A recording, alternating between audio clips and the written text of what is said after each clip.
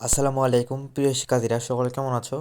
আশা করি সকলে ভালো আছো। তোমাদের স্বাগতম কুইক স্টাডির নতুন একটা ভিডিওতে। শিক্ষার্থীরা, 2022 সালে যারা এইচএসসি পরীক্ষা দিয়েছিলে এবং তোমাদের রেজাল্ট কিন্তু আসার পরে অনেকে বোর্ড চ্যালেঞ্জ করেছে এবং অনেকে আমাকে প্রশ্ন করেছে কমেন্ট বক্সে যে ভাইয়া আমার ফেল আসছে, এখন কি আমার বোর্ড চ্যালেঞ্জ করার পরে পাস আসবে? তো আজকে ভিডিওটা সেটা নিয়ে দিয়ে তোমাদের রেজাল্ট কি পাস আসবে না নাই সেটা নিয়ে আজকে ভিডিওটা করছি। তো মূল টপিকে চলে যাবো। তার আগে একটা ছোট্ট অনুরোধ থাকবে, সেটা হচ্ছে যারা আমাদের চ্যানেলটি এখনও সাবস্ক্রাইব করোনি তারা অবশ্যই চ্যানেলটি সাবস্ক্রাইব করো এবং পাশে থাকা নোটিফিকেশন বাটনটি বাজিয়ে রাখো। কেমন? তাহলে সকল ভিডিও তুমি নোটিফিকেশন পেয়ে যাবে যথাসময়ে। আমরা সঠিক তথ্য তোমাদের সবসময় দিয়ে থাকি।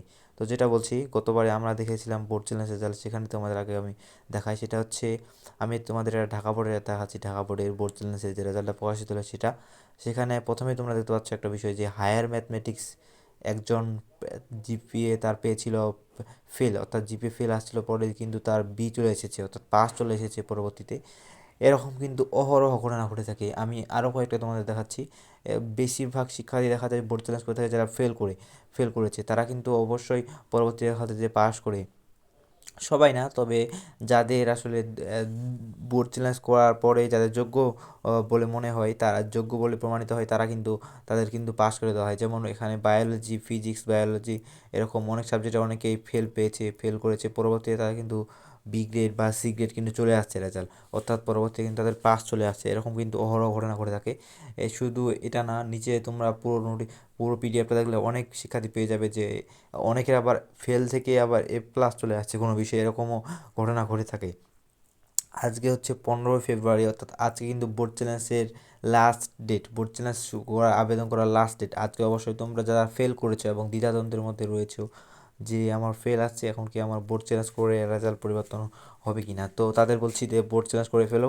মাত্র তো 300 টাকা দিয়ে আবেদন করতে তোমাদের খরচ হচ্ছে, তার সাথে কিছু একটা চার্জ রয়েছে, বা 3 টাকা বা 4 টাকার মতো টেলিটক যে চার্জটা সেটা কাটবে।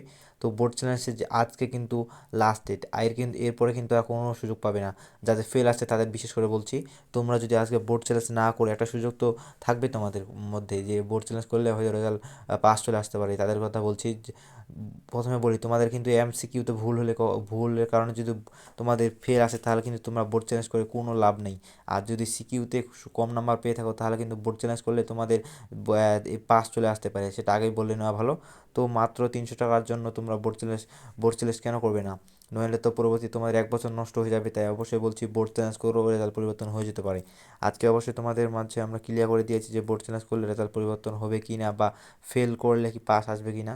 তো প্রথমে বলি, সেটা হচ্ছে এমসিকিউতে কম নাম্বার পেলে কিন্তু তোমরা বোর্ড চ্যালেঞ্জ করেও তোমার কিন্তু পাস আসবে না, অবশ্যই বুঝতে পারলে। তো ধন্যবাদ সকলকে।